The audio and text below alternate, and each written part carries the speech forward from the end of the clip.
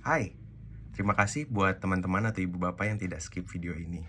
Nah, jadi saya kelahiran 1998 atau 26 tahun, yang berarti bahwa saya tidak mempunyai kesempatan untuk menulis surat kepada orang tua, adik, atau orang-orang yang terkasih, dan berkomunikasi dengan mereka dengan cara menunggu balasan dari surat tersebut.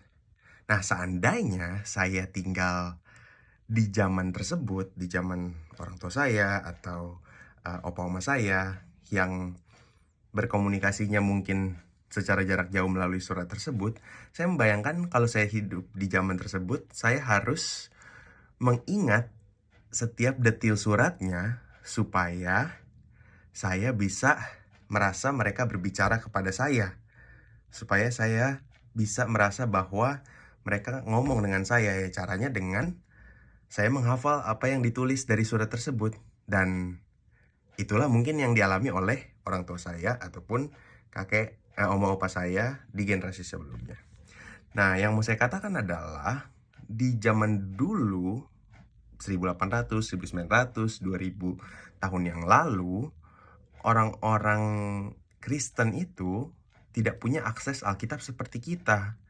Alkitab mereka sedang disusun, sedang dikumpulkan, surat-surat, kitab-kitab lagi dikompil jadi satu, dan untuk kebanyakan orang yang bukan rohaniwan atau pendeta atau rasul, mereka mengetahui Alkitab dari seorang pemimpin yang membacakan kepada mereka atau yang disebut dengan public reading.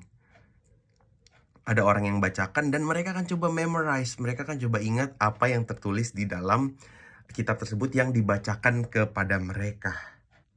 Nah, privilege untuk bisa mendengarkan Alkitab itu, privilege untuk bisa mendengar secara langsung atau membaca secara langsung baru muncul 1000 ratusan tahun setelahnya, yaitu saat mesin cetak ditemukan dan saat ada orang-orang yang berani menerjemahkan Alkitab dari bahasa Latin ke bahasa Inggris, ke bahasa Perancis, dan lain sebagainya sampai kepada bahasa Indonesia.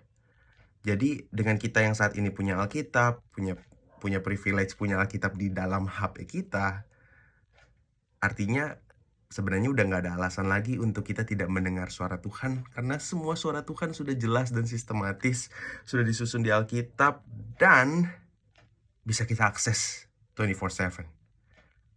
Nah, teman-teman dan ibu bapak yang juga sesama orang percaya, sesama orang Kristen, yuk kita masuk tahun 2025 dengan satu keyakinan bahwa ya untuk melangkah lebih kuat di tahun 2025, ya kita harus mendekatkan diri dengan Tuhan. Dan salah satu cara mendekatkan diri dengan Tuhan adalah ya tahu isi hati Tuhan. Cara tahu isi hati Tuhan, kita baca dan renungkan Taurat Tuhan setiap hari dari awal sampai akhir, dari Kejadian sampai Wahyu.